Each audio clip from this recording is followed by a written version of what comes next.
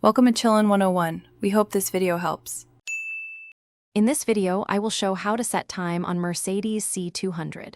Use the central Command dial to navigate to settings, then choose time and date, and adjust hours and minutes. I will guide you step by step through each menu press and dial turn so you avoid extra trips to the manual or dealer. By the end, you will be confident setting the clock quickly and accurately without any fuss. Start by pressing the menu button on the console and use the Command dial to reach settings and time and date. I will explain exactly how many clicks to use and when to push the dial to confirm each change. Follow my clear, calm cues so you can set hours and minutes precisely and avoid entering the wrong AM or PM. This approach saves time and prevents frustration while you learn the layout.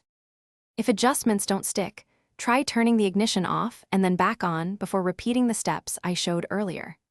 I'll also cover differences if you have steering wheel menu controls or automatic clock update options, so you can adapt based on your C200 variant.